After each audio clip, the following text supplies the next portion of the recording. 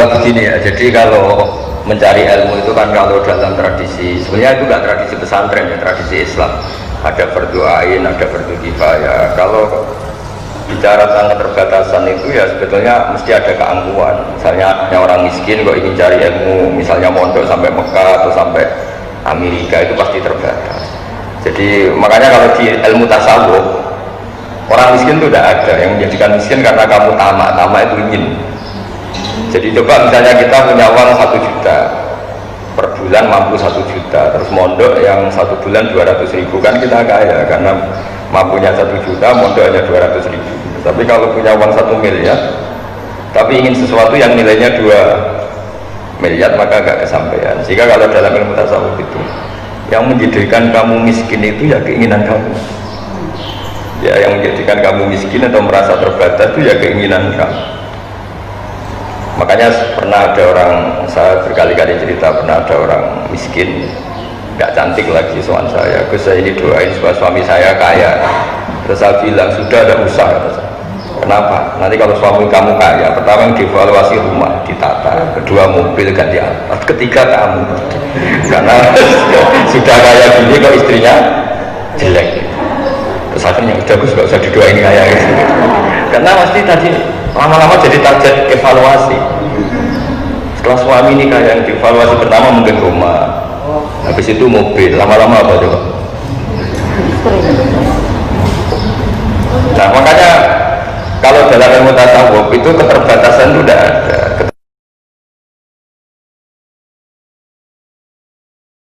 Keterbatasan dimulai dari ketamaan kita. Sebenarnya memang saya rasakan ya enggak ada. Makanya masyhur itu Abu Yazid Al-Bustami nyuruh muridnya, ini ada uang lemal ya, kalau sekarang mungkin 100.000 belikan daging 1 kilo, pulang muridnya, wah ini gak cukup, harganya 150 ya. Terus kata gurunya arkhisuhu, ya bikin yang lebih murah ya, tidak bisa 100.000 aja gak cukup, apalagi arkhisuhu bitarki. Ya sudah, kalau uang 100.000 gak cukup ya kamu jangan ingin makan daging, selesai kan. Jadi ya kamu jangan ingin makan. Jadi hidup ini menjadi mahal itu karena ketamakan kita. Sebetulnya kalau orang mau belajar alim itu di Indonesia banyak orang alim, tapi gara-gara dia merasa saya puas kalau belajar di Al-Azhar, saya puas kalau belajar di Ummul Qura, akhirnya dia tersiksa. Sama pondok lokal sudah tidak mau karena keangkuhannya, sama pondok yang di luar negeri nggak mampu karena keuangannya. Begitu juga masalah intelektualitas. Dia di Amerika ada kuat, tapi sudah mencibir kampus yang ada di Indonesia. Jadi makanya kalau belajar ilmu pesantren itu nomor 1. Karena barokahnya tasawuf itu orang bisa mengukur. Misalnya gini, ada cowok umumnya kan seneng cewek cantik, harusnya dia mengukur. Kalau saya dapat orang cantik yang nilainya di atas saya, berarti saya objek cibiran. Tapi kalau dapat yang sebawah saya yang subjek. Jadi ya keren lah, daripada dinyak mendingan minyak. Ya itu dia perhitungan, tapi kan lumayan, maksudnya daripada nuruti tamaknya tapi tidak kesampaian. Kalaupun kesampaian dia tidak posisi subjek tapi posisi apa? Objek. Daripada tangganan kiai top jadi penderek, mendingan yang di sotor belakang jadi aktor kan. Jadi itu ada perhitungannya. Dan ilmu tasawuf itu mulai itu, makanya di pondok di ilmu tasawuf itu nggak ada orang medit, yang ada itu orang tamak. Karena begini Pak Rektor, kalau dalam berpikir tasawuf kamu sampai menghukumi orang lain kikir atau medit itu karena kamu punya keinginan. Coba kalau kamu enggak. Makanya saya itu sering sama ngandani orang-orang yang mengundang saya. Orang undang saya itu berjudi karena gara-gara ingin undang itu gampang kecewa kalau saya tidak bisa. Coba kalau dari awal gak ingin undang kan gak pernah kecewa. Kamu menghukumi teman kamu medit itu karena kamu ingin utang, coba gak pernah ingin utang kan gak pernah menghukumi itu medit. Jadi makanya kita pasal udah pernah kritik medit, karena sebetulnya medit itu diawali dari orang berharap. Coba hubungan kamu dengan Pak Rektor ini baik-baik saja, tapi sekali kamu punya keinginan, Pak Rektor tolong masa ini dinaikin, masa jabatan saya gini jadi dok naikkan sedikit itu tidak diturutin, wah rektornya akhir ya. Makanya saya itu sering ngumumkan, saya ini kan sudah ngaji murah, ngaji gak usah biaya, ngaji gak usah diundang, supaya ini murah. Sekali berkeinginan ini potensi kecewa. Saya ini kan ya sibuk, urus anak, urus pondok. Tapi kalau orang undang nggak diturutin ya kecewa. Diturutin ngecewakan santri saya. Jadi makanya orang undang saya harus istighfar karena mesti salah. Orang mungkin salah, mesti salah. Saya sendiri juga istighfar. Karena kalau ada orang undang nggak bisa, saya juga merasa salah. Saya pernah didatangi undangan dari Kalimantan, gubernur kesini jauh-jauh, kesini saya mohon sekali gini-gini. Ya, saya bilang ya juga mohon sekali jangan maklumi saya. Ya sama-sama nggak bisa. Karena itu orang ilmu tasawuf itu kecewa itu dimulai dari keinginan. Makanya ilmu tasawuf yang dikritik itu tamak. Coba kalau ada orang kamu bilang sombong, kenapa? Banyak orang melete di jalan, kamu udah bilang sombong. Tapi ketika anda berkeinginan untuk dihormati, misalnya kamu tanya, terus bayangan kamu kalau tanya itu kan dijawab pakai tangan kanan, orangnya naik motor ya turun dulu. Ternyata enggak. Tahu rumahnya Gus Bah, gak ngerti jawabnya pakai tangan. Wah orang itu sombong sekali. Kenapa kamu mau sombong? Karena kamu punya keinginan. Kalau kamu nggak punya keinginan bahwa orang itu kayak apa, kan kamu tidak mendesak untuk menvonis sombong apa enggak. Makanya ilmu tasawuf itu ilmu yang ngelola kun muradan walatakan murid, dan sudahlah hidup itu jangan banyak karep, nanti banyak kecewa.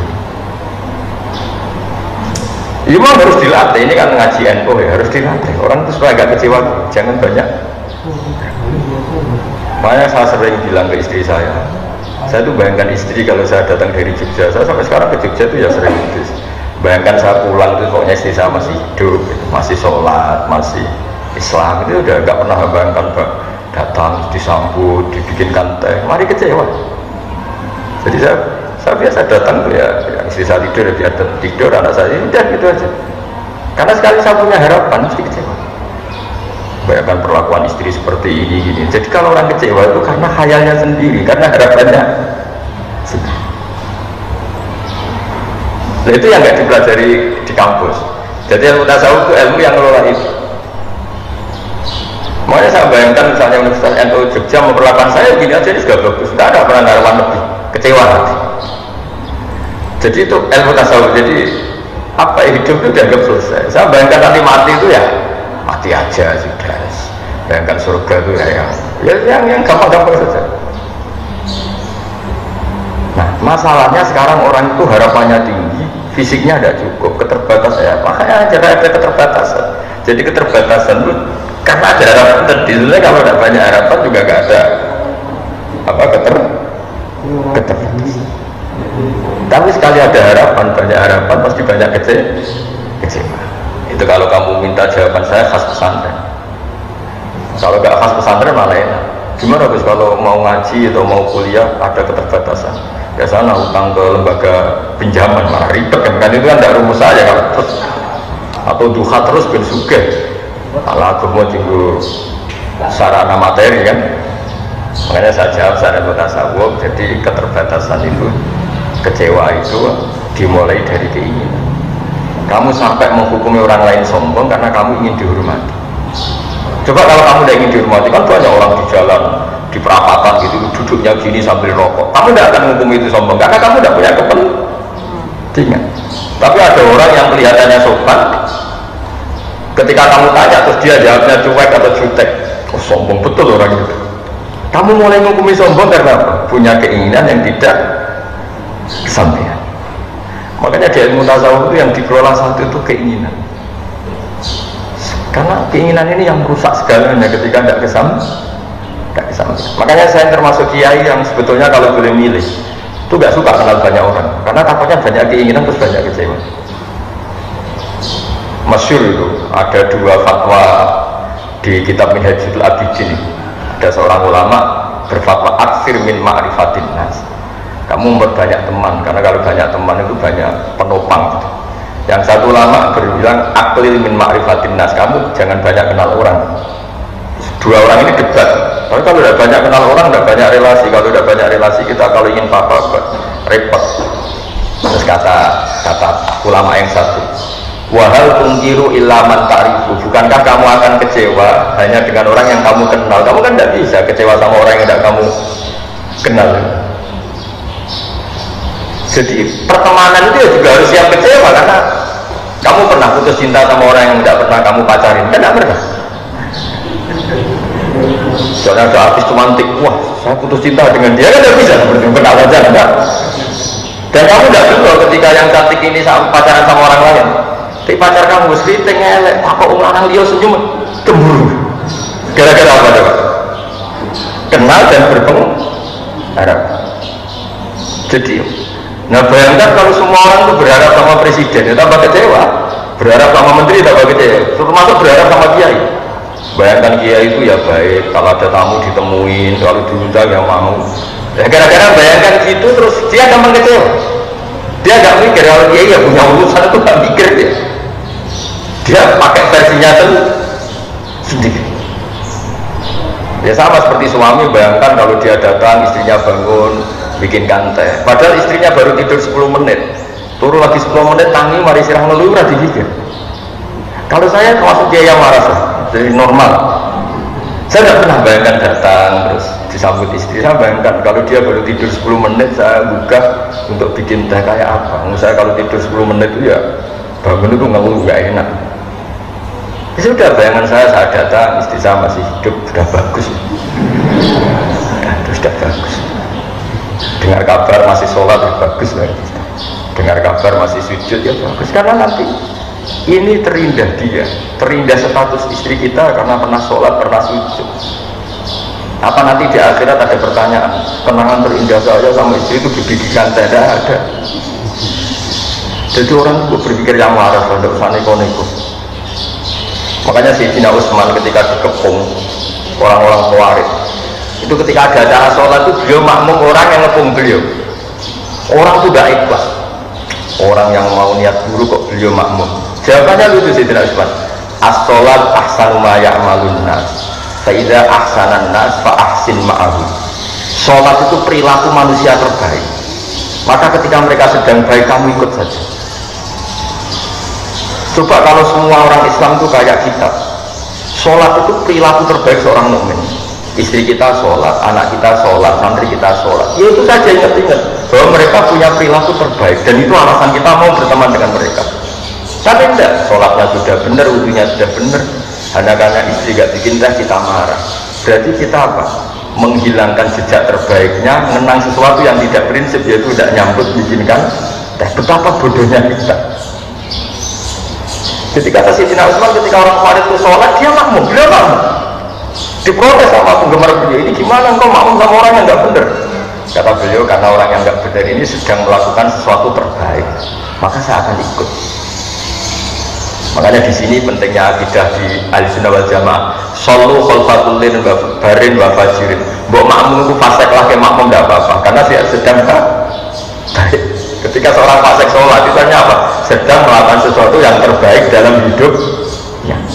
Makanya dalam tradisi pesantren itu ya sudah shollu khalfa man qala la ilaha illallah. Sudah lah makmum sama siapa saja, satulannya saya sudah tidak usah bacaannya terbaik, fakihnya terbaik, perilakunya terbaik. Memangnya kamu mau menyeleksi siapa? Ada rektor misalnya, kesalahannya mungkin bacaannya kurang baik. Yang bacaannya baik kadang jeblok di fakihnya, yang fakihnya sudah baik kadang jeblok di perilakunya. Kan orang nggak pernah sempurna. Misalnya kiai rata-rata fasik, kadang-kadang ya rotok diutang. Ada yang nggak punya utang, kadang-kadang punya masalah sosial. Ya namanya orang kan enggak. Makanya Nabi pernah ngendikan shollu khalfa man qala la ilaha illallah. Kenapa itu? Karena perilaku manusia terbaik ya saat sholat itu. Makanya pentingnya sholat jamaah ya di situ. Makanya Sayyidina Utsman nyantek saja, beliau makmum orang yang mau menyakiti beliau. Ketika diprotes sama siapa? Baik itu ada di Bukhari itu ketika cerita Utsman dikepung. As-sholat ahsanu ma ya'malun nas fa idza ahsanan nas fa ahsin ma'ahu. Kamu juga harus berpikir begitu tentang istri kamu, meskipun dia salah dalam mengelola rumah tangga, salah dalam menjamu Anda pas makan, kamu anggap itu sepele, ini mata ujiannya. Yang kamu ingat-ingat adalah istri saya punya perilaku terbaik dalam hidupnya, yaitu sholat. Kalau gitu kan jadi enteng. Kamu menganggap besar sesuatu yang menurut Allah besar. Yang paling besar dalam hidup manusia itu adalah sholat dan sujud. Dan istri kita sudah seperti itu, santri kita sudah seperti itu, tetangga kita. Tapi enggak, kita tahu-tahu pakai ukuran pribadi. Kita kecewa kalau sama tetangga, kalau udah hormat kita, kalau udah.